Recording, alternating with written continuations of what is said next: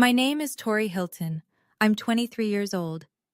Your brother has real potential. You should learn a trade, my father said, while signing away $175,000 that had my name on it, money my grandparents had saved since the day I was born. I didn't cry. I didn't scream. I didn't throw a single plate across that kitchen. I picked up my backpack, walked out the front door with $340 to my name, and I never looked back. That was 5 years ago. Last Tuesday, my parents walked into my office on the 14th floor of a building in downtown Hartford. My mother's knees buckled. But not because of the corner office, not because of the 40 employees. It was the way I looked at her, the way you look at a stranger who wandered into the wrong room. But to understand what happened in that office, you need to know what happened at a kitchen table in Glastonbury, Connecticut 5 years before, and the one piece of paper my father never knew existed. Let me take you back to March of 2020, the week everything changed. I grew up in a colonial 2-story on Hollister Way in Glastonbury, Connecticut. White shutters, a wraparound porch, a mailbox my father repainted every spring because appearances mattered more than anything in the Hilton household. From the outside, we looked like a catalog family. From the inside, we operated like a small dictatorship. And my father, Gerald Hilton, was the one holding the gavel. Dad was a regional manager for an insurance company in Hartford. 40-minute commute, briefcase, tie clip, firm handshake. He controlled every dollar that moved through our house. My mother, Diane, didn't have a credit card in her own name until she was 46 years old. That should tell you everything. The rules were never written down, but they didn't have to be. My brother Marcus, 3 years older, 6 inches taller, and the undisputed center of my father's universe, got the new laptop every fall, got driven to travel baseball tournaments in 3 states, got his own room when I was moved into the half-finished attic bedroom at 12 because Marcus needed space to focus. I got the dishes, the laundry, the quiet expectation to help Mom keep the house running while the men chased bigger things. I was good at drawing, really good. My art teacher, Mrs. Calloway, once told me I had the kind of spatial awareness that architecture firms recruit for. I brought home a portfolio and a letter from her recommending a summer program at RISD. Dad glanced at it for maybe 4 seconds. Drawing pictures isn't a career, Tori. It's a hobby. He set it on the counter and never mentioned it again. But the college fund? That was supposed to be different. My grandparents on my mom's side had started 2 UTMA accounts the year each of us was born. One for Marcus, one for me. $175,000 each, built up over 18 years of contributions and compound interest. My father announced it at Thanksgiving when I was 15, stood right at the head of the table, wine glass in hand, like he was giving a quarterly earnings report. Both of my kids have a full ride waiting for them, he said. $175 each. That's their future, and nobody touches it. The whole table clapped. Aunt Helen, Uncle Ray, the cousins. Everyone. I remember looking at the wall in the living room afterward. Every single frame was Marcus. His Little League trophy, his Honor Society certificate, his homecoming photo. I had exactly one picture on that wall, tucked in the corner by the thermostat, a family Christmas photo from 2011 where half my face was blocked by my dad's shoulder. I remember thinking, even then, the money is the only thing that's actually equal. I was wrong. If there was one person in my life who made me feel like I wasn't invisible, it was my grandmother Eleanor. She'd been a seamstress for 40 years, ran a small alterations shop out of her garage in Wethersfield, until her hands got too stiff to hold the needle straight. She had this way of looking at you while you talked, like you were the only broadcast on television. No one else in my family did that. Not for me, anyway. Grandma Eleanor was the one who taught me to sketch. Not art school sketch, the practical kind. She'd lay a pattern on her cutting table and I'd trace it freehand while she pinned. "Your hands in your head, Tori," she used to say. "Nobody can repossess those." She died the spring I turned 16. Ovarian cancer, fast and merciless. My father didn't go to the funeral. Said he had a conflict, which in Gerald Hilton language meant he didn't think his wife's mother warranted a personal day. My mother stood at the casket alone. I stood next to her. Marcus didn't come either. He was at a fraternity mixer. A week before she passed, Grandma Eleanor pulled me close in her hospital room. Her voice was barely there, but her grip was iron.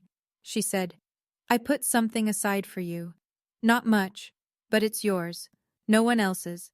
A man named Richard Keene will find you when you're ready."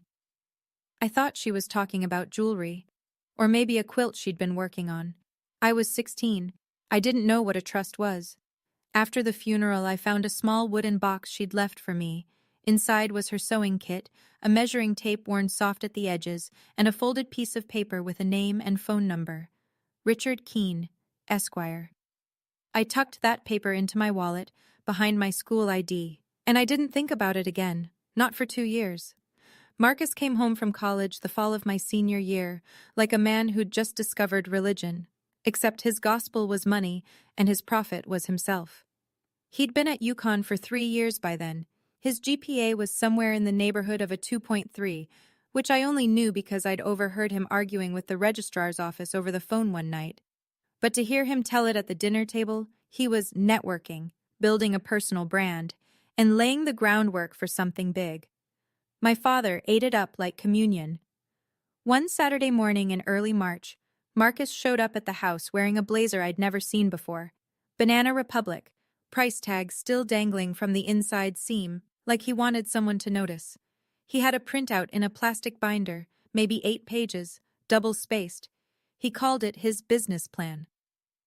I was in the kitchen washing the breakfast dishes when he sat down across from Dad at the table and started his pitch. He needed an MBA, he said. Top-tier program.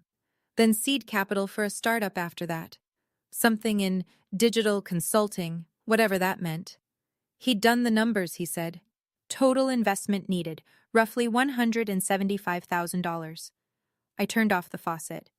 "Dad," Marcus said, leaning back in his chair with his ankle on his knee.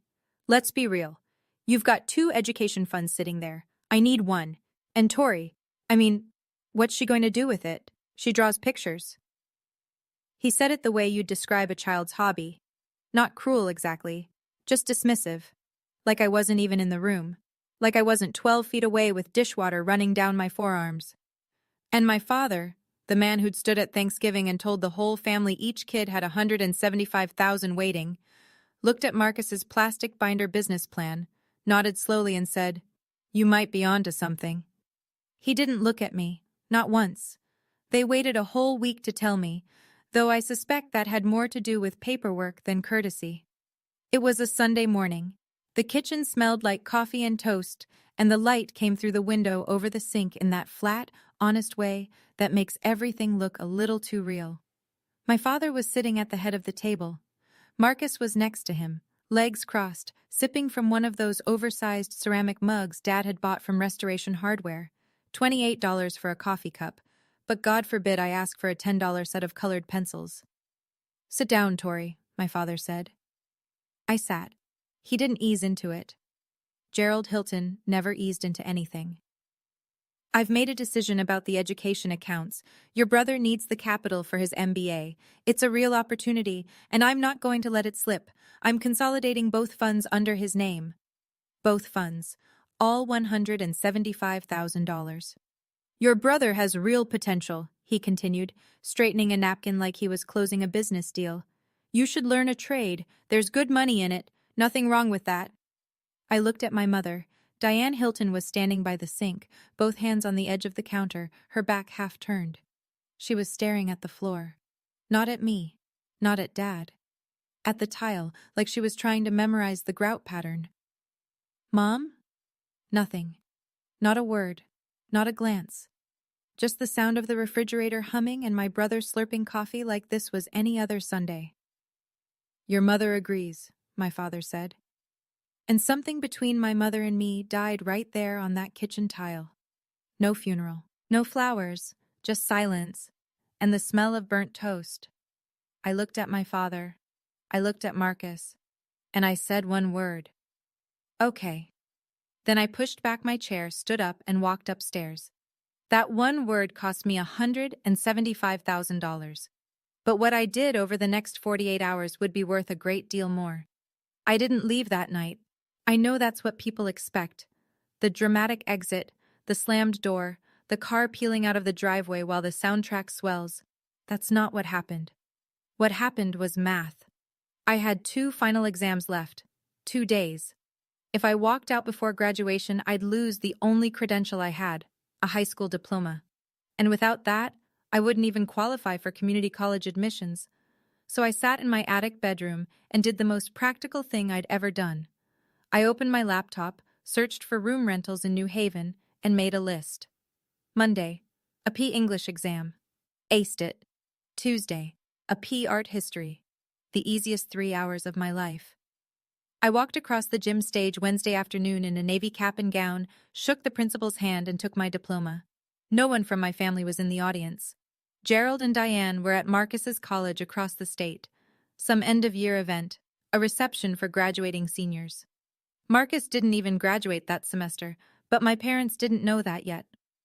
I walked out the gymnasium doors into the June sun, and I didn't go home. I'd already packed the night before. 1 backpack, 3 changes of clothes, my laptop, a phone charger, Grandma Eleanor's wooden sewing box, and the folded paper with Richard Keene's number still tucked in my wallet. That was everything. My entire net worth, $340 in a savings account linked to a debit card with a cracked screen protector. I left a note on the kitchen table, the same oak table where my grandmother used to teach me to trace patterns, and where my father had signed away my future. I'm leaving. Please don't look for me. You already made your choice. I called an Uber, got in, watched the white shutters of Hollister Way disappear through the rear window. $340. A high school diploma. A dead grandmother's sewing box. And a phone number I'd never dialed. It wasn't much, but it was mine. New Haven in the summer is loud, humid, and completely indifferent to your problems, which, if you're 18 and running on adrenaline and spite, is exactly what you need. I found a room in a 3-bedroom apartment on Wally Avenue, $700 a month, shared bathroom, 2 roommates I'd never met. One was a nursing student named Bridget who worked overnights. The other was a guy named Darnell who played bass in a cover band and was never awake before noon. Nobody asked me why I was there. Nobody asked about my family. I liked that. I got a barista job at a coffee shop on Chapel Street within the first week. Minimum wage plus tips. I enrolled at Gateway Community College for the fall, graphic design program. The tuition was manageable, barely, if I picked up extra shifts. It was 2 weeks before my father called. Not to check on me, not to ask where I was sleeping, to scold me. His voicemail, because I didn't pick up, went like this. You're being dramatic, Tori. This is exactly the kind of behavior I'm talking about. Come home and we'll look into a cosmetology program, something realistic. He left 3 more messages that month, each one shorter than the last, each one angrier. My mother called once late at night. She was whispering, which meant Dad was in the next room. Tori, sweetheart, I'm worried about you. Your father, he just wants what's best. Please come home. We can figure this out. Figure what out, Mom? He gave away my money. A pause. Then, your father knows best, honey. Just come home. I hung up. And I understood, with a clarity that felt like cold water, that my mother was never going to choose me. Not because she didn't love me, but because she'd spent 25 years letting Gerald Hilton make every decision in her life, and she didn't know how to stop. That was the night I deleted home from my contacts. Meanwhile, Marcus texted the family group chat, the one I hadn't left yet. A single message with a laughing emoji. Guess the artist couldn't handle the real world. I screenshot it, muted the chat, and went back to studying. On his Instagram that same week, a rooftop bar in Manhattan, a bottle of something expensive, the caption, MBA Life, paid for, every cent of it, with my $175,000. I closed the app and opened my textbook. 3 months in, I was running on 4 hours of sleep, black coffee, and a stubbornness I'd inherited from a woman who hemmed wedding dresses in a garage until her knuckles swelled shut. I was sitting on my bed one night, the bottom bunk, because Bridget had claimed the top before I moved in, going through my bag for a pen, when my hand brushed the wooden box. Grandma Eleanor's sewing kit. I opened it the way you open something sacred, slow, careful, already knowing it's going to hurt. the measuring tape, the needles in their little felt case, and underneath, the folded paper. Richard Keene, Esquire. A phone number with a Wethersfield area code. I'd been carrying it for 2 years. I'd never called. It had always felt like something for later, for some vague future emergency I couldn't picture. But sitting on that bunk bed, with $214 left in my account and a tuition bill due in 6 weeks, I realized this was the emergency. I called the next morning. Richard Keene answered on the second ring. His voice was calm and unhurried, the kind of voice you develop after 40 years of reading legal documents to grieving families. He said he'd been trying to reach me. He'd mailed 2 letters to the house in Glastonbury over the past 2 years. I never got them, I said. A long pause on his end. I see. We both understood what that meant. Gerald had intercepted them. Richard asked me to come to his office in Wethersfield. I took 2 buses to get there. It was a small practice, just him and a paralegal, in a brick building with law books on every surface and a brass lamp on his desk that looked older than I was. He sat me down and explained what my grandmother had done. Eleanor had set up a revocable trust 4 years before she died. $12,000 funded from her personal savings. The sole beneficiary was me, Victoria Eleanor Hilton, and the trust was structured to transfer when I turned 18 and made contact with the trustee. Richard was that trustee. She told me you'd call eventually, he said. She just wasn't sure when. He slid a check across the desk. $12,000.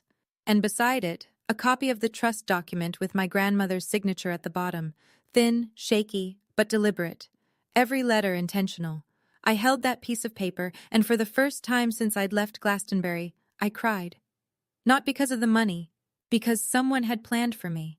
Someone had sat down with a lawyer and said, "This is for Tori, and nobody else gets to touch it." But Richard wasn't done. "There's something else you should know," he said. He opened a folder. "Your UTMA account, the $175,000. I took the liberty of requesting the transaction records. As beneficiary, you're entitled to them." He turned the folder toward me. Inside was a printout, an email from Gerald J. Hilton to the bank, dated March 14th, instructing a full withdrawal and transfer of the custodial funds to a new account in Marcus Hilton's name. The email was 4 sentences long. No mention of my education. No mention of me at all, except as an account number. Under Connecticut law, Richard explained, a UTMA custodian has a fiduciary duty to use the assets for the benefit of the minor. That's you. What your father did isn't just unfair, Tori. It's a breach of that duty. You have legal standing to pursue recovery. My stomach dropped. So I can get it back? Richard was honest. You can file, but your father would need to have the assets to return, and litigation takes time and money you may not have. I can't make you any promises. I sat there for a long time, staring at that email printout. My father's name, the date, the amount, cold, transactional, like transferring inventory between warehouses. And then I folded the printout, put it in the envelope with the trust check, and said, "I'm not going to sue him." Richard raised an eyebrow. "I don't want his money anymore," I said. "I want my own." He nodded slowly, the way someone does when they respect a decision they might not have made themselves. "The statute of limitations on a UTMA breach in Connecticut is 6 years, he said. "If you change your mind, the door stays open." I thanked him. I took the check, the trust document, and the email printout. I walked to the bus stop in the rain, holding a manila envelope against my chest. $12,000. In Connecticut, that's barely 4 months of rent.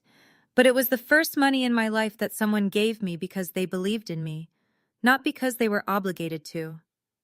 I want to be honest about what those first 2 years looked like, because I think people imagine some kind of movie montage, inspirational music, time-lapse of the girl at the desk, everything golden and upward. It wasn't like that. It was unglamorous and exhausting, and there were weeks where the only thing that kept me going was the fear of proving my father right. I used the $12,000 strategically. Tuition at Gateway for a full year came to just under $4,000. I bought a refurbished iMac and a student license for Adobe Creative Suite. The rest I rationed like water in a desert, rent Gap's bus fare, the electric bill when Darnell forgot his share for the 3rd month running. I graduated Gateway with a 3.94 GPA, top of the graphic design cohort.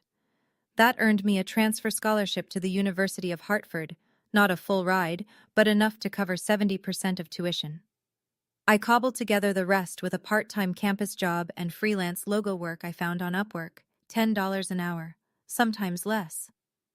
It was during my first semester at UHart that I walked into a studio internship interview and met Maggie Owens.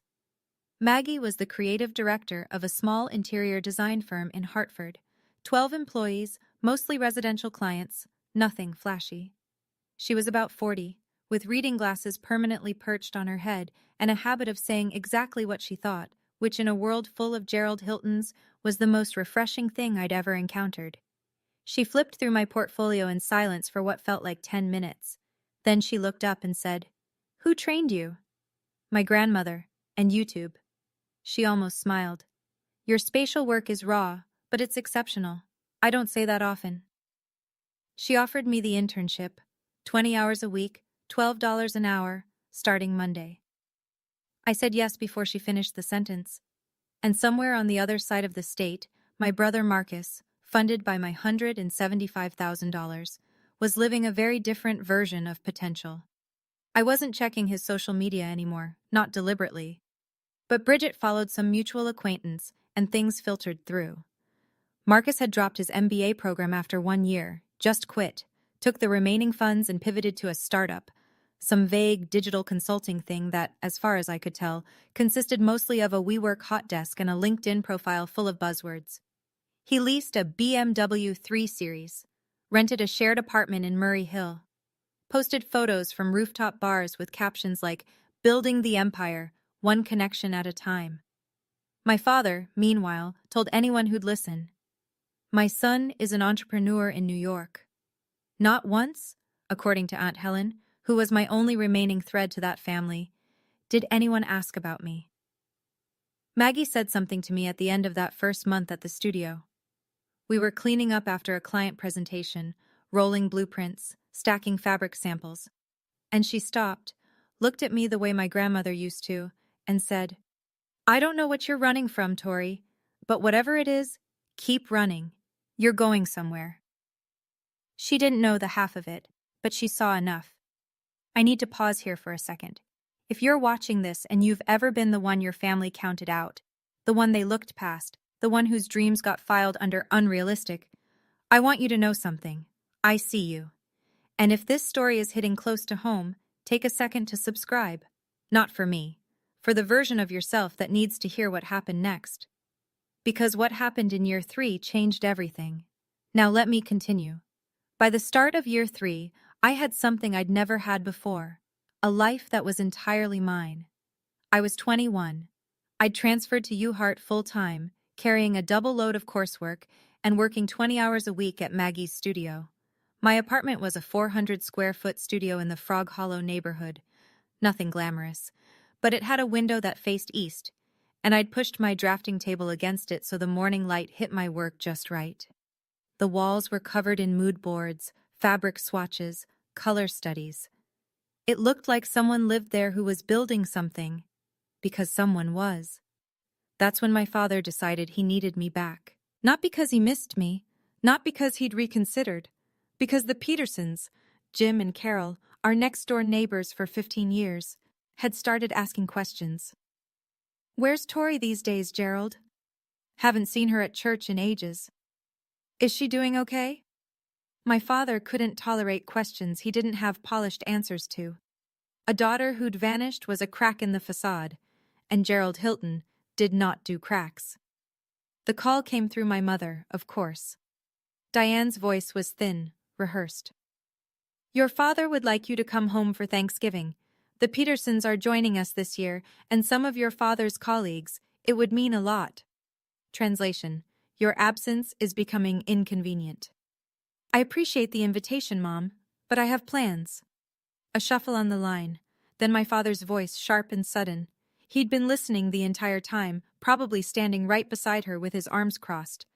"You're embarrassing this family, Tori. People are asking where you are. What am I supposed to tell them?" And there it was. Not "Are you safe?" Not "How are you doing?" But what do I tell people? Tell them the truth, Dad. Don't be smart with me.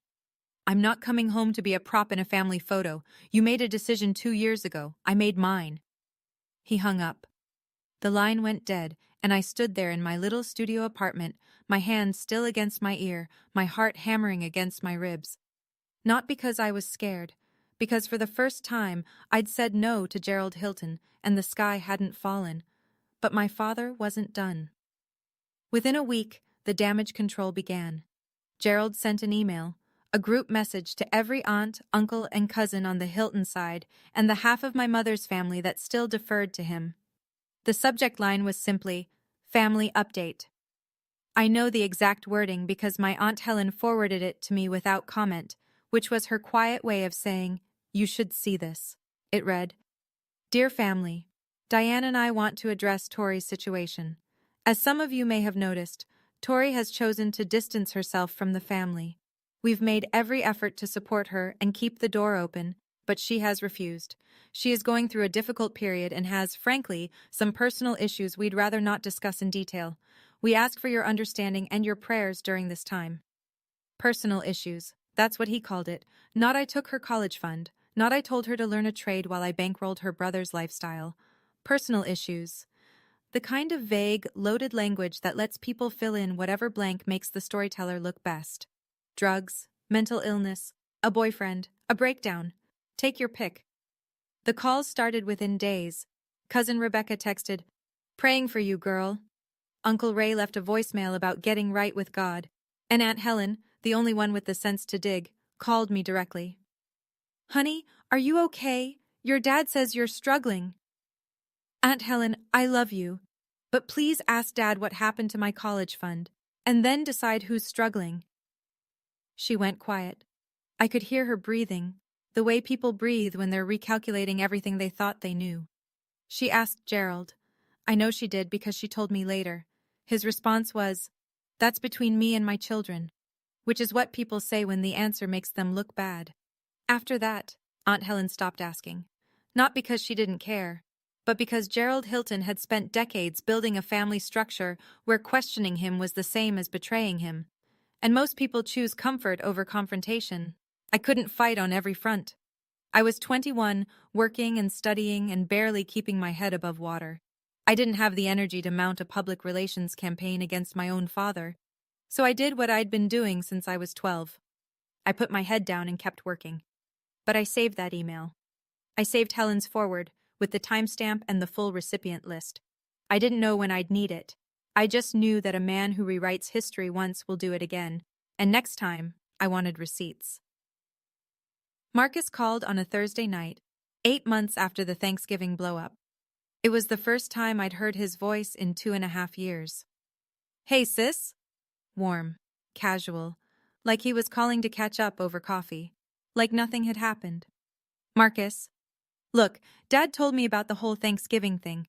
I think you're overreacting a little. It was just money, you know?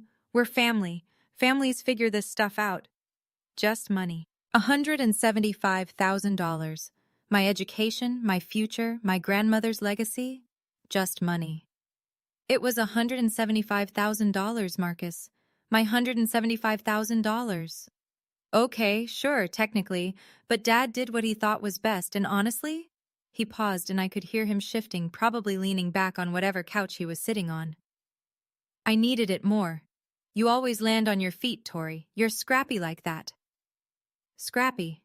The word people use when they want to compliment your suffering while taking credit for causing it.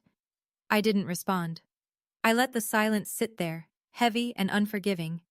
His tone changed. The warmth drained out, replaced by something thinner, sharper. "Fine.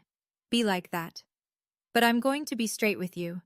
If you keep this whole grudge thing going and it gets back to Dad's people, if you start ruining his reputation over some bank account, I'll make sure everyone knows you left because you couldn't handle not being the favorite.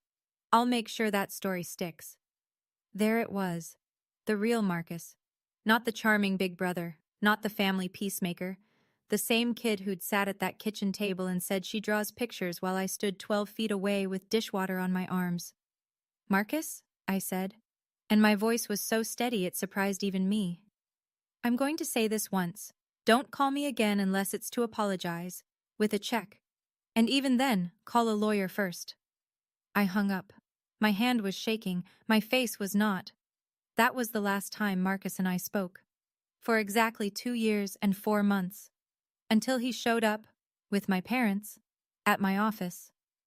The thing about building a life from nothing is that nothing keeps trying to remind you where you came from. End of year 3. I'd been running full speed for almost 30 months. Classes, the studio, freelance work on weekends, a budget so tight I could feel it creaking. And then, in the span of a single week, 2 things happened at once. First, my biggest freelance client, a boutique hotel group I'd been doing branding work for, froze their entire marketing budget. Contract canceled, effective immediately. That was $1,400 a month I'd been counting on. Second, the tuition bill for my final semester at UHeart arrived. $4,200, due in 30 days. My scholarship covered the rest, but this chunk was mine to pay, and my savings account had exactly $611 in it. I sat in my car, Maggie's old Civic she'd let me borrow semi-permanently, in the parking lot of a CVS at 11 o'clock at night, and I did the math on the back of a receipt. Every way I ran the numbers, I came up short. If I didn't pay, I'd lose my final semester. No degree. 3 years of grinding reduced to a transcript that said incomplete. And for the first time since that kitchen table, for the first time in almost 3 years, I heard my father's voice in my head. Not a memory. Worse. A verdict. Maybe he was right. Maybe I wasn't built for this. Maybe the girl who draws pictures really didn't have real potential. Maybe I should have just gone home when he told me to, and enrolled in that cosmetology program, and married someone appropriate, and hosted Thanksgiving dinners for the Petersons until I turned into my mother. I picked up my phone, opened my contacts, scrolled to where home used to be, the entry I'd deleted 2 years ago. I could still remember the number. My thumb hovered over the keypad. Then I looked at the passenger seat. The wooden box was there. I kept it in the car, always, the way some people keep a rosary on the rearview mirror. My grandmother's sewing kit, the measuring tape, the empty space where Richard Keene's number used to be. Your hands and your head, Tori. Nobody can repossess those. I put the phone down. I didn't call. Instead, I called someone else. Maggie Owens picked up on the first ring. It was nearly midnight, and she answered like she'd been expecting the call, which, knowing Maggie, she probably had. She'd seen me getting thinner. She'd noticed the dark circles. She never said anything directly, because Maggie respected people too much to narrate their struggle back to them. But she watched. She always watched. Maggie, I'm sorry to call so late. I need to ask you something. Do you have any overflow projects? Anything at all? I'll take whatever you've got. I want to be clear about what I didn't say. I didn't say I need money. I didn't say please help me. I wasn't looking for charity. I was looking for work. There's a difference, and it matters. Maggie was quiet for a moment. Then she said, Actually, I've been meaning to talk to you. I'm leaving the firm. My stomach dropped. The one stable thing in my professional life, gone. I'm starting my own studio, she continued, residential and commercial design. I've been planning it for 6 months, and I need a junior designer, full-time, salaried. It pays enough to finish your degree, if that's something you're worried about. I pressed my forehead against the steering wheel and closed my eyes. Not because I was breaking down, because for the first time in 3 years, the math worked. Maggie, why me? Because I saw your portfolio update last month. The Morrison project? That hotel lobby concept? She paused. Tori, that's not junior level work. That's principal level. You just don't know it yet. She didn't rescue me. She hired me. She made a business decision based on what she'd seen me produce for 2 years. I didn't get a handout. I got an offer, because I'd earned it. I started the following Monday. Design work during the day, classes 3 evenings a week and Saturday mornings, 6 hours of sleep if I was lucky. It was the hardest year of my life. It was also the year everything turned.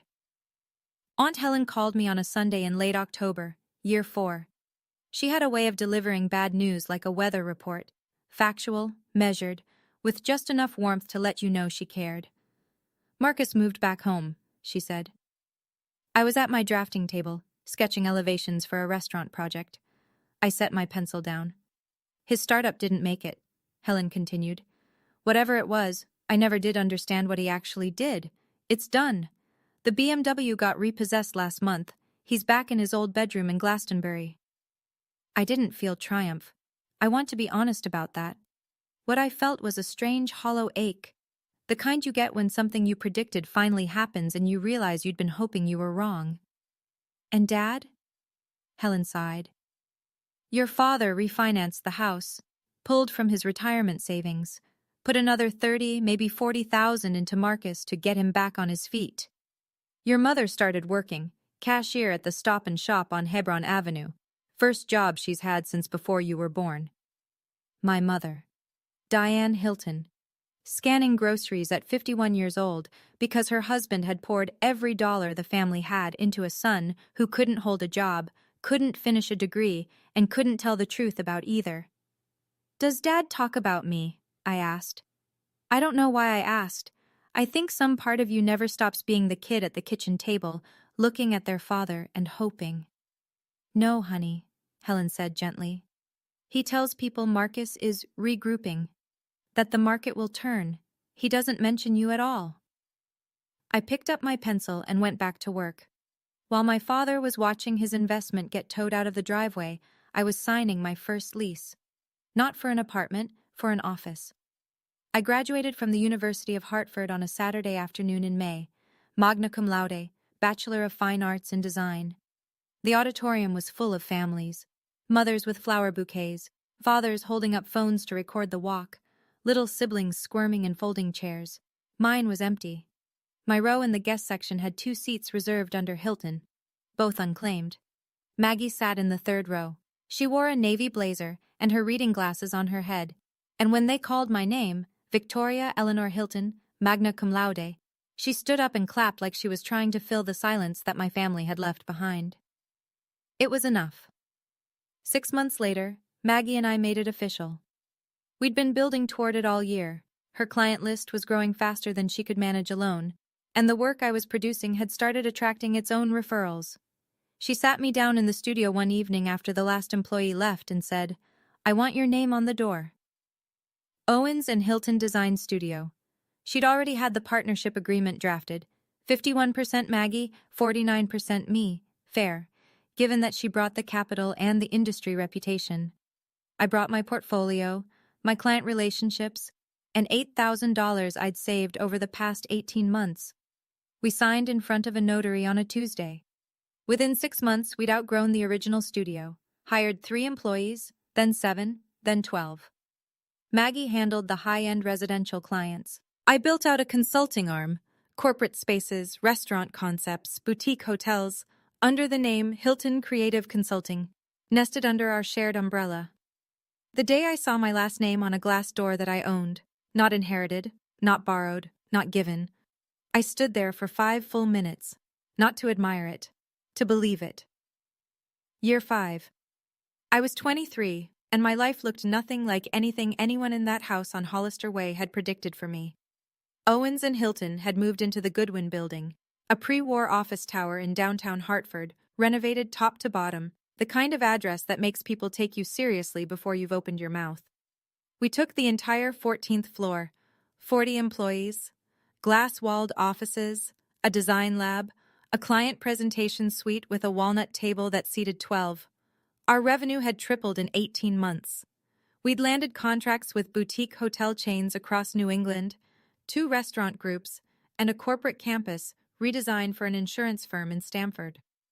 My corner office had a view of the Connecticut River. On the oak desk, solid, heavy, the kind of furniture you buy once and keep forever, sat 2 things: a framed photograph of my grandmother Eleanor, and the wooden sewing box, lid open, the measuring tape still coiled inside. No other family photos, not one. Then, in early January, I received an email from the Hartford Business Journal. They were launching their annual 30 Under 30 Awards, recognizing young business leaders across the state. I'd been nominated. The gala ceremony was scheduled for March at the Connecticut Convention Center. 300 attendees, media coverage, the kind of visibility that my father would have killed for Marcus to have. I read the email 3 times, then I called Maggie. "You deserve this," she said. "Don't you dare turn it down." I didn't. I accepted, sent back the RSVP, and started drafting my speech. I planned to thank Maggie, to thank my professors at UHart and Gateway, and to thank the woman who gave me my first $12,000 and my first lesson in believing. What I didn't plan for, what I couldn't have predicted, was that the Hartford Business Journal publishes their nominee profiles online 2 weeks before the gala, with photographs and full names, and that Glastonbury, Connecticut, is only 22 miles from downtown Hartford. It was Bob Peterson who set the match. Bob, Jim and Carol's son, our old next-door neighbor, the kid who used to throw a football with Marcus in the backyard, had moved to Hartford after college and worked in commercial real estate. He saw the HBJ article the day it went live.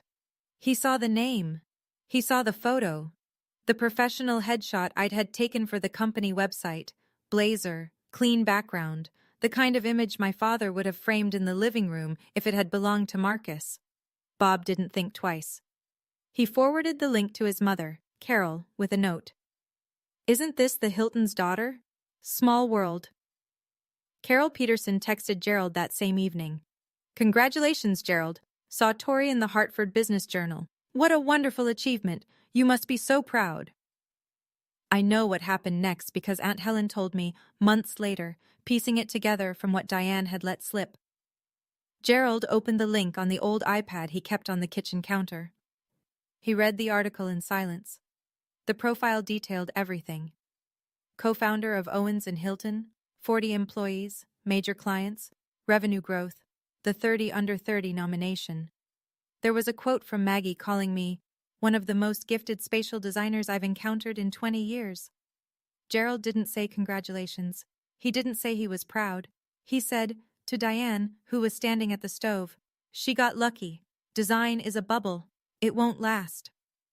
But Diane, for the first time in 25 years, didn't nod along. "Gerald," she said quietly, "she built that without a penny from us." He didn't respond. He set the iPad down and left the room.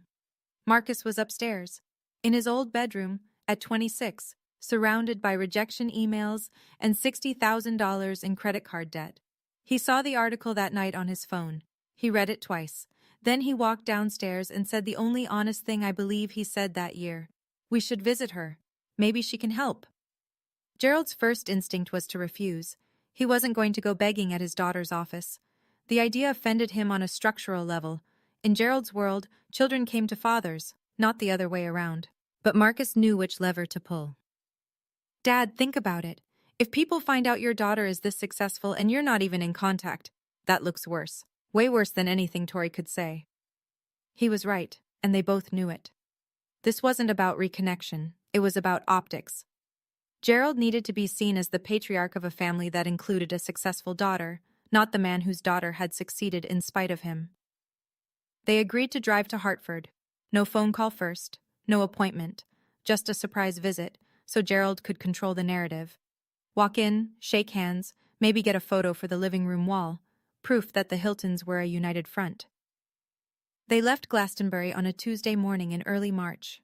Gerald in his best suit, the navy one, 15 years old, slightly too tight across the shoulders. Marcus in wrinkled khakis and a polo that had seen better days. Diane in the back seat, clutching her old handbag, eyes red before they'd even merged onto I-91. 3 people and a stack of Marcus's credit card statements. Headed to an office they'd never been invited to. That Tuesday morning, I was in early. 8 a.m. The 14th floor was quiet. Just me, the hum of the HVAC, and the pale March light coming through the floor-to-ceiling windows. I had my speech for the gala open on my laptop, a draft I'd been tightening for 2 weeks. The ceremony was Saturday, 4 days away. I'd written and rewritten the middle section a dozen times, the part where I talked about my grandmother. I want to thank the woman who gave me my first investment, $12,000 in a sewing box, and taught me that real potential isn't something someone else decides for you. That line I'd nailed. It was the next part that kept tripping me up. How much to say, how close to the bone to cut without making it about him. I took a sip of coffee. Black, same as always, in a ceramic mug Maggie had custom made for the studio with our logo on the side. My blazer hung on the back of the chair. White linen, the nicest thing I owned, bought with my own money from a consignment shop in West Hartford. My grandmother's stud earrings, small gold knots, sat in my ears. They were the only jewelry I ever wore to the office. I looked out the window at the Hartford skyline, the gold dome of the state capitol, the river catching light, the rooftops of a city that owed me nothing and had given me everything anyway. I hadn't thought about my father in weeks, and that, I realized, was the real victory. Not the office, not the title, not the corner view. The fact that Gerald Hilton no longer occupied rent-free space in my head. Then the intercom buzzed. "Miss Hilton?" Janet's voice, careful and strange. "There are 3 people in the lobby. They don't have an appointment. They say they're family." My hand froze mid-page. 5 years. No calls, no letters, no apology. And they just showed up. I know you can feel what I felt in that moment. That buzz on the intercom. My whole body went cold. If you've ever had someone from your past show up right when you'd finally moved on, you know exactly what I'm talking about. Before I tell you what happened when that elevator door opened, smash that like button if you think I should have let them up, or drop boundary in the comments if you wouldn't have. Here's what I did. I sat with it for 10 seconds. 10 seconds of silence, my fingertips pressed against the edge of my speech, the intercom light blinking green on the desk phone. I could have said no. I could have told Janet to say I was in a meeting, that Ms. Hilton wasn't available, please leave a card. Part of me wanted to. The 18-year-old in me, the girl at the kitchen table, she wanted to lock that door and never open it. But the 23-year-old, the one who'd built this floor from scratch, knew something the girl didn't. Running from them gave them power. Meeting them on my ground took it back. Send them up, Janet. I straightened my blazer, pulled my chair to the desk, opened a blank document on my laptop so the screen wasn't showing my speech, and I waited. The elevator opened with a soft chime that I could hear through the glass wall of my office. I didn't go out to meet them. I stayed exactly where I was. Janet walked them through the lobby, past the reception desk with its brass logo, Owens and Hilton, mounted on a slate gray wall. Past the open-plan studio where 40 employees sat at their stations, iMacs, drafting tablets, sample boards propped against desks. The morning light was streaming in. The space hummed with competence. My father walked first. Navy suit, 15 years old. It pulled across his shoulders and bunched at the waist. His shoes were polished. He'd tried. But they were the same wingtips he'd worn to my cousin's wedding in 2017. Behind him, Marcus. Khakis wrinkled at the knee, a faded polo, hands in his pockets like a teenager called to the principal's office, and behind Marcus, my mother, Diane. Smaller than I remembered, clutching a Target handbag with both hands, eyes already red. They walked past 40 people who didn't know them, in a building with their daughter's name on the wall, through a space that existed because I'd refused to accept the life they'd chosen for me. Janet opened the door to the conference room. Glass walls, walnut table, 12 chairs, an 85-inch display screen, and a view of downtown Hartford that you could charge admission for. "Ms. Hilton will be with you shortly," she said. I gave it 2 minutes. Not to be petty, because I needed to breathe. Then I stood, picked up a legal pad and a pen, the Mont Blanc Maggie had given me the day we signed the partnership, and walked into the conference room. My mother saw me first. She made a sound. Not a word, not a cry. Something between the two. And her knees buckled. Actually buckled. She grabbed the edge of the conference table with one hand, and Gerald's arm with the other. Gerald steadied her, but his face. I'll never forget his face. It was the look of a man who had walked into a building expecting to find a hobby and found an empire instead. Marcus just stared. At the logo. At the table. At me. His mouth opened, then closed, then opened again. Nothing came out. And I looked at all 3 of them with the exact expression I'd give a walk-in client who hadn't made an appointment. Professional, courteous, absolutely empty of anything personal. "Please," I said. Sit down. Can I get you water or coffee? They sat. Gerald at the head of the table, force of habit, then seemed to realize this wasn't his table and shifted awkwardly to the side. Diane took the chair closest to the door, like she might need an escape route. Marcus sat between them, arms crossed, eyes still scanning the room like he was appraising real estate. Nobody took the coffee. Gerald spoke first. Of course he did. You've done well for yourself, Tori. He said it with a nod, a slow nod, the kind he used to give Marcus's report cards, like he was grading me. I always said you were resourceful. Resourceful. Not talented, not brilliant. Resourceful. The word you use for someone who survives despite the odds you stacked against them. I let the silence sit for 3 full seconds, long enough for it to become uncomfortable. Then, thank you. Now, how can I help you today? Gerald blinked. He'd expected warmth, maybe tears, maybe the prodigal daughter, grateful to see her family after 5 years. What he got was a conference room and a question he'd have to answer honestly. We're here because we're family, he said, leaning forward, adjusting his cuffs like he was running a meeting. We've let too much time pass. Your mother and I, we want to reconnect, put things behind us. Diane nodded, eyes wet, dabbing at them with a tissue she'd pulled from her handbag. I set my pen on the legal pad. I didn't write anything. I appreciate you coming. Then Marcus cleared his throat. He uncrossed his arms, planted his elbows on the walnut table, this $12,000 walnut table, and tried on his old charm school voice. Tori, I could actually use some advice. Business stuff. I've got a few things in the works and I thought maybe you could take a look. Give me your perspective. A few things in the works. $60,000 in credit card debt and an old bedroom in Glastonbury was a few things in the works. I looked at my brother the way Maggie looked at a design concept that didn't meet brief. Marcus, are you a client? He frowned. What? If this is a business consultation, I'll have Janet schedule you. Our rate is $350 an hour. The room went very still. Gerald's jaw tightened. A vein I remembered from childhood, the one above his left temple, the one that appeared before he raised his voice, pulsed once. I placed a business card on the table between us. Tori Hilton, co-founder, Owens and Hilton Design Studio.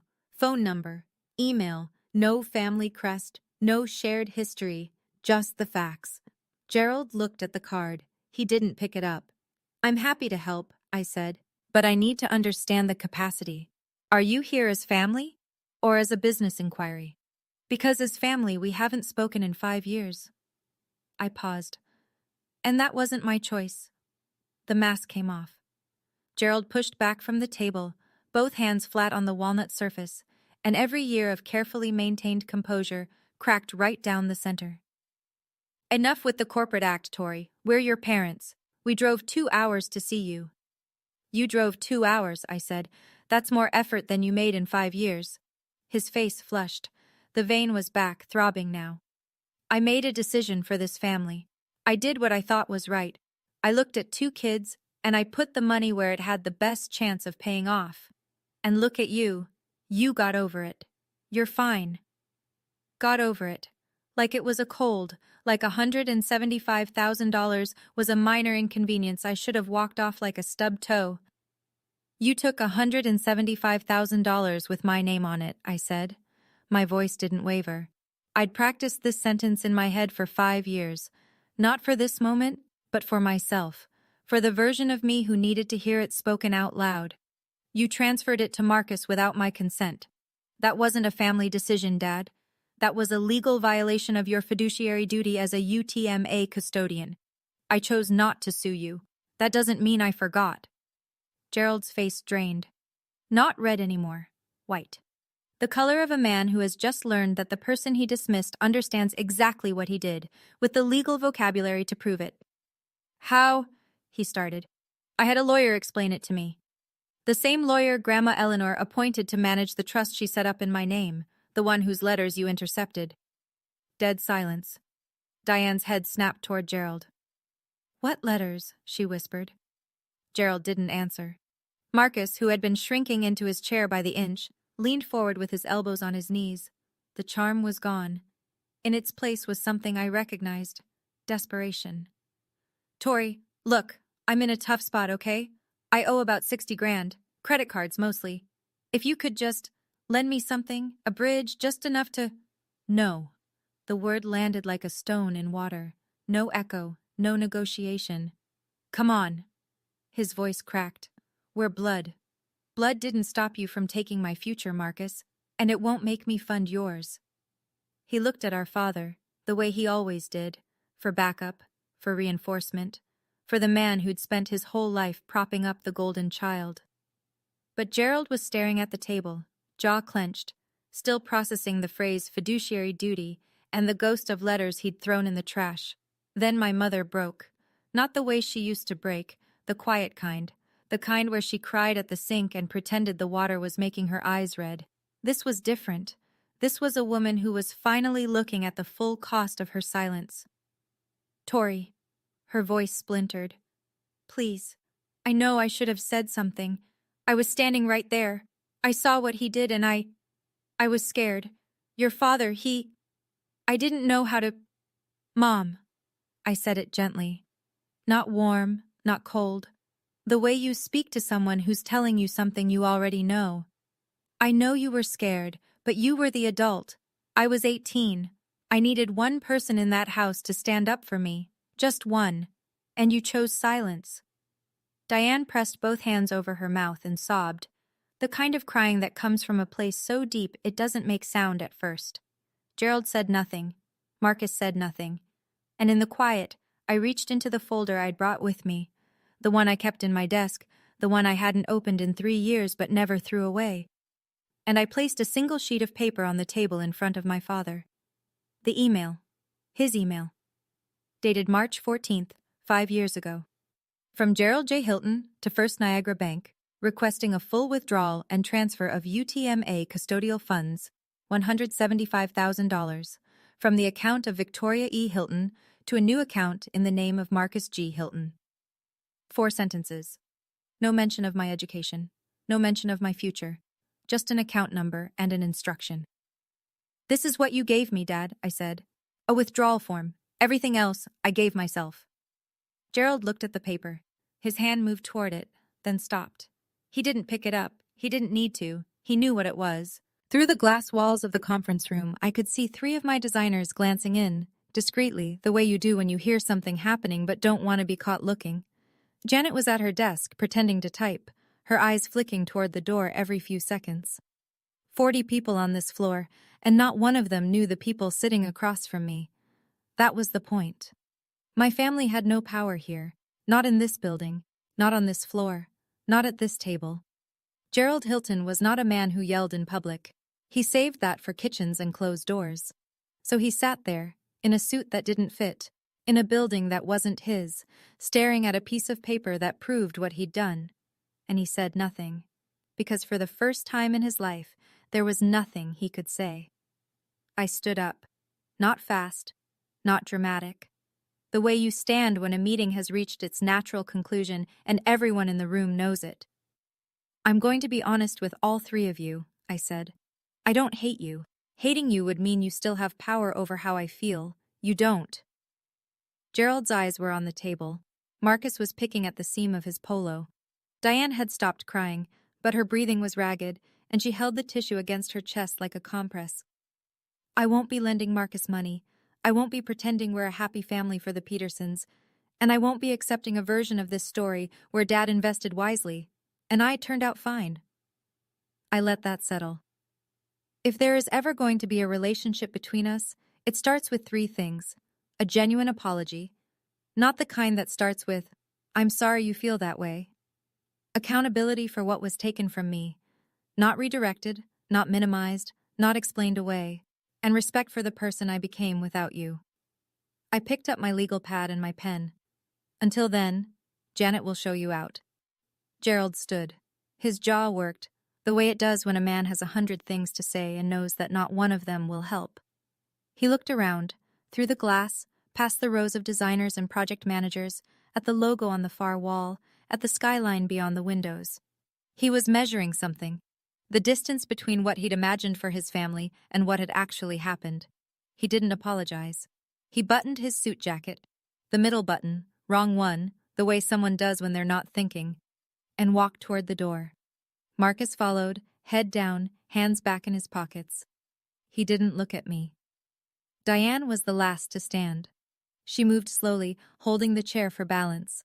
She looked at me, really looked, the way she hadn't since I was a child, and said very quietly, "Your grandmother would be proud." Something in my chest cracked, just a little, not enough to change anything, enough to feel. "I know," I said. Janet held the conference room door open. The sound of the studio flooded back in. Keyboards, a phone ringing, someone laughing over by the coffee station. The ordinary sound of a business running. My business. Gerald walked through the open-plan office with his shoulders pulled in, like a man trying to take up less space. The navy suit, too tight, too old, too small for the room, moved through rows of iMacs and standing desks and framed project photos, and not a single person looked up. Not because they were rude, because he was nobody here. The elevator chimed. The doors opened. They stepped in. Gerald first, then Marcus, then Diane, who turned at the last second and looked back down the hallway toward my office. I was already walking back to my desk. The doors closed. And for the first time in 5 years, I allowed myself to think the thought I'd been holding at arm's length since I was 18 years old. I won. Not because I was rich. Not because I had the bigger office or the better suit or the logo on the wall. I won because I was standing in a room I'd built with my own hands, and the people who had tried to decide my future had just walked out of it with nothing. After the elevator doors closed, I sat in the conference room for a long time. The email was still on the table. Gerald's 4 sentences dated 5 years ago, printed on plain white paper. I picked it up, folded it along the original crease, and slid it back into the manila folder. Let me tell you something I didn't say in that room. Something I'd only told Maggie and Richard Keene. I could have sued my father, I still can. Richard had the case built by the time I was 21. UTM. A breach of fiduciary duty. Gerald withdrew $175,000 from a custodial account designated for my benefit and redirected it to a third party, my brother, for purposes that had nothing to do with my education, my health care, or my welfare. Under Connecticut general statutes, that's not a gray area, it's black and white. A judge could have ordered full restitution plus interest, plus my legal fees. Richard had the withdrawal records, the bank correspondence, the email I'd just shown Gerald. He had the trust document from my grandmother proving that Gerald had also intercepted legal mail meant for me, a separate, provable offense. "You have a strong case," Richard told me when I was 22, sitting in his office with the folder open between us, "if you want to pursue it." I thought about it for 3 months. Then I told him no. Not because I'd forgiven my father, and not because the money didn't matter. It was 3 things, and I'll be honest about all of them. 1. Gerald was nearly broke. His retirement accounts were gutted, the house was refinanced, and Marcus had burned through everything. Winning a judgment against a man with no assets is just an expensive piece of paper. 2. I didn't want to spend the next 2 years of my life in courtrooms, reliving the worst day of my life in front of strangers. 3. And this is the one that mattered most. I didn't want to be the woman who built her life around $175,000. I wanted to be the woman who built her life without it. "Keep the file," I told Richard. "The statute of limitations runs 6 years. If he ever tries to rewrite this story publicly, I want receipts." Richard nodded. He understood. The folder went into my desk drawer, not as a weapon, as insurance. The $175,000 stopped being about money a long time ago. It became about who I was going to be, and I decided I was going to be someone who didn't need it. Saturday came faster than it had any right to.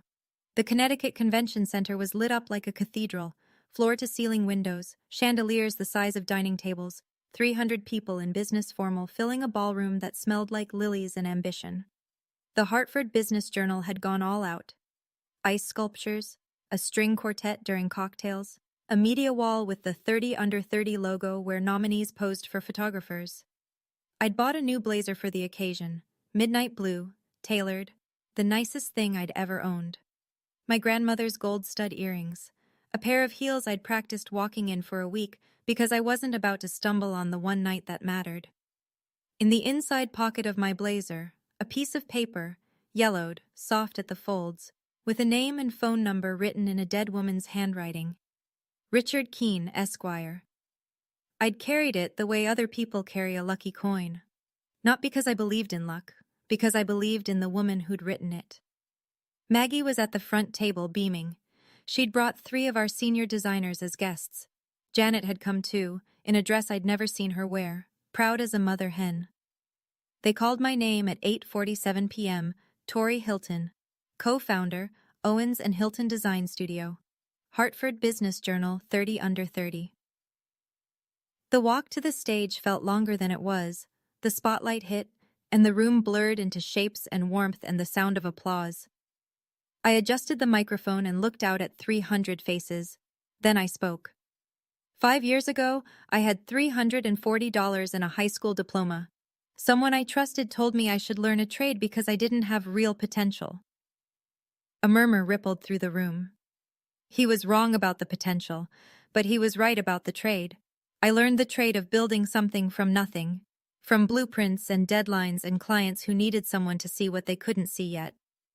I paused, took a breath. I want to thank my partner, Maggie Owens, who didn't rescue me. She hired me. There's a difference. I want to thank my professors at Gateway Community College and the University of Hartford, who treated me like I belonged there before I believed it myself. My voice steadied. And I want to thank the woman who gave me my first investment, $12,000 in a sewing box, and taught me that your hands and your head are the only things nobody can repossess. My grandmother, Eleanor.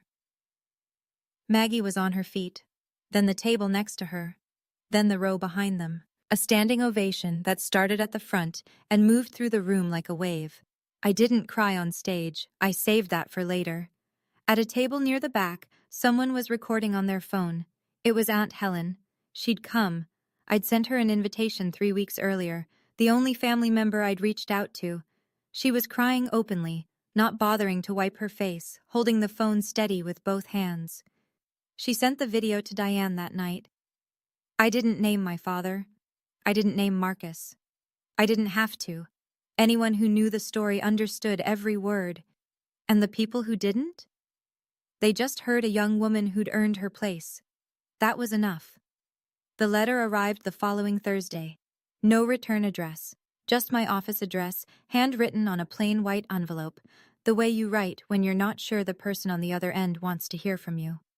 I recognized my mother's handwriting immediately. The looping T in Tori. The slight leftward slant she'd had since she was a girl, something her own mother had tried to correct and eventually given up on. I opened it at my desk, after everyone else had gone home. Dear Tori, I watched the video Aunt Helen sent. I watched it 4 times. I'm writing this at the kitchen table. The same table. And I don't think I can sit here anymore without hearing what you said on that stage. I failed you. I need to say that clearly, because I've spent 5 years avoiding it. Your father made the decision, but I stood there and let it happen. I was scared. I've been scared for 26 years, scared of his voice, scared of being wrong, scared that if I spoke up, the whole structure would collapse. So I said nothing while he took your money, your confidence, and your place in this family. And I told myself it was keeping the peace. It wasn't peace. It was cowardice. I know that now. I don't expect forgiveness. I don't think I've earned it. But I need you to know. I see what I did. I see who you've become. And I'm done standing by the sink with my mouth shut. I've contacted a divorce attorney. I'm looking for an apartment. For the first time in 30 years, I'm choosing myself. You taught me that, the night you walked out that door. I just wish it hadn't taken me 5 years to follow. Your grandmother would be proud of you. I know because I am. Mom.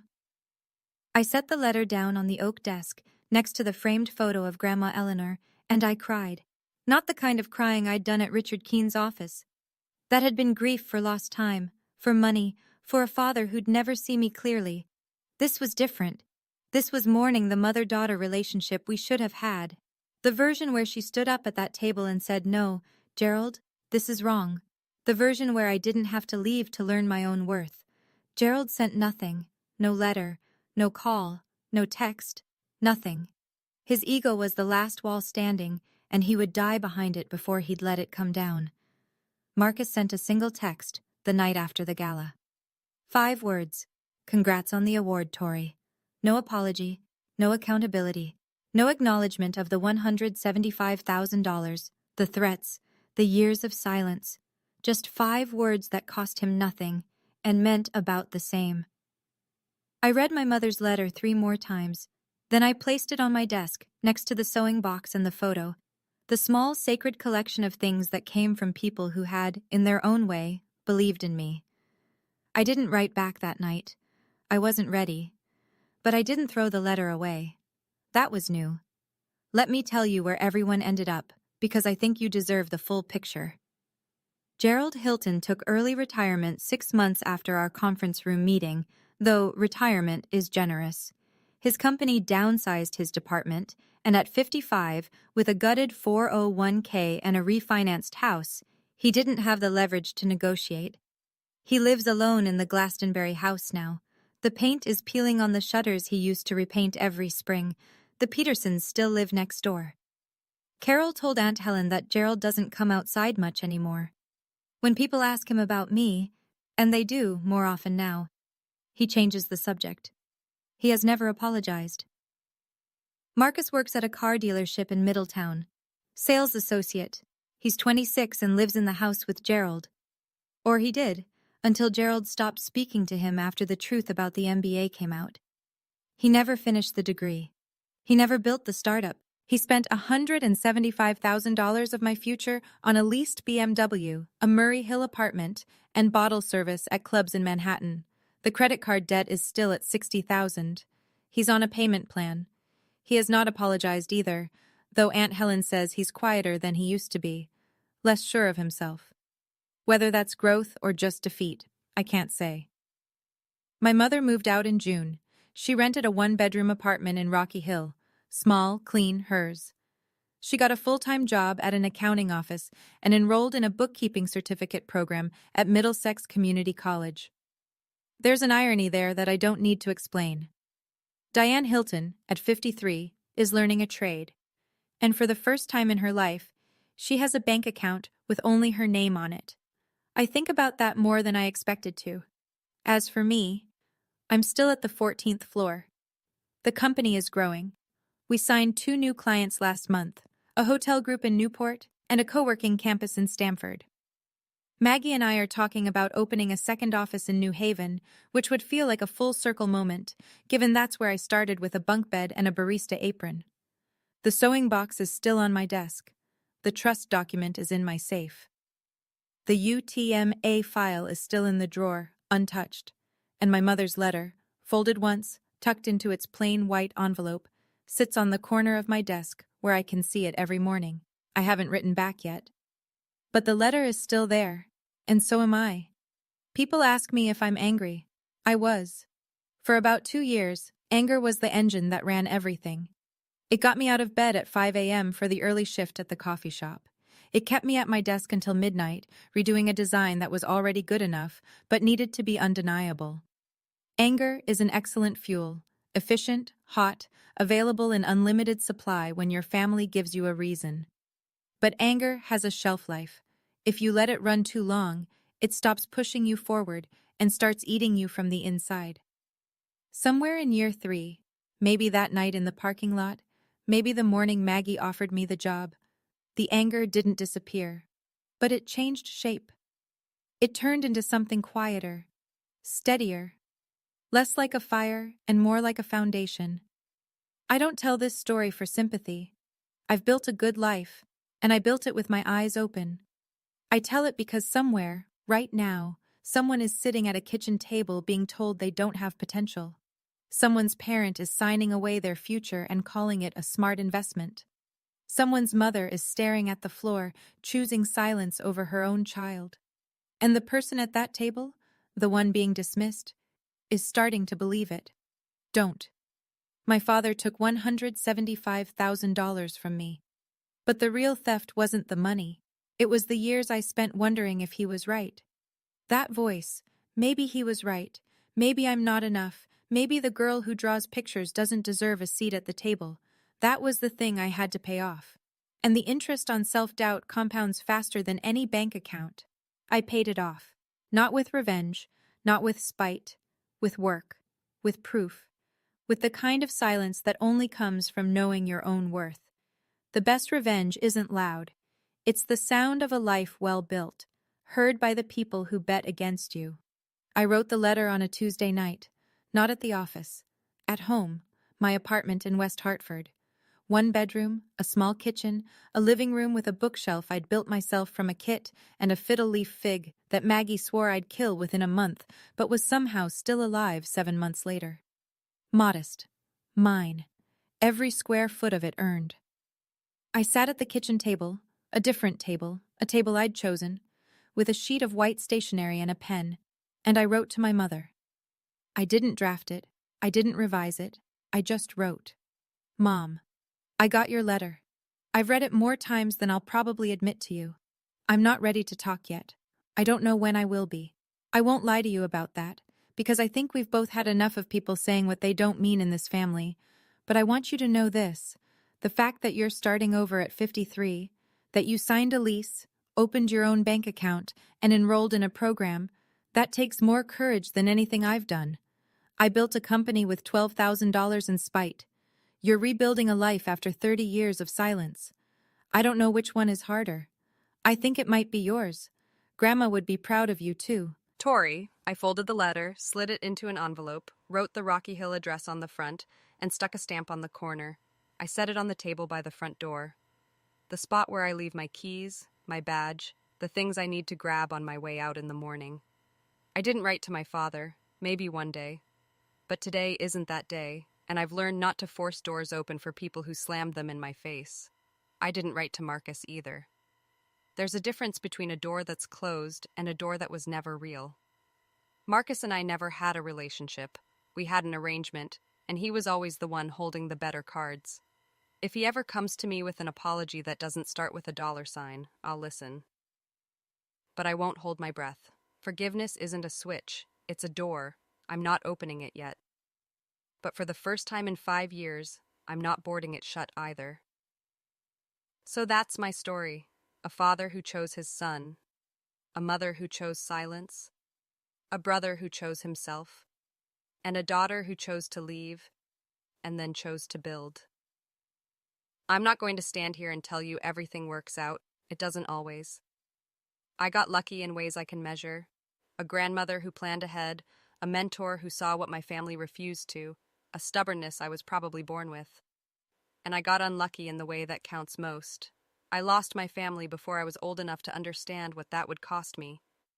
But if you're the one they counted out, the one they overlooked, underfunded, underestimated, dismissed, I'm not going to tell you it'll be easy. I'm not going to promise you a corner office or a crystal trophy or a conference room with a view. That's not the point. The point is this. The moment you stop waiting for them to see your worth and start building on it yourself, that's the moment everything shifts. Not the money, not the title, not the name on the wall, you. You're what changes. And once you do, nobody, not your father, not your brother, not the voice in your head that sounds like both of them, gets to take that from you. I'm 23 years old. I have a company, a partner I trust, a desk with a sewing box on it, and a letter I haven't mailed yet sitting by the door. Tomorrow morning, I'll pick up my keys, grab that envelope, and drop it in the mailbox on the corner of Farmington and South Main. Then I'll drive to work. If this story stayed with you, if you felt something, hit that like button and share it with someone who needs to hear it today. Subscribe if you haven't already, and tap the bell so you don't miss the next one. I leave new stories in the description below. Go check them out after this, and if you have your own story about being counted out and coming back stronger, I want to hear it. Drop it in the comments. You never know who's reading right now, sitting at their own kitchen table needing exactly what you have to say. Thank you for listening. I'll see you in the next one.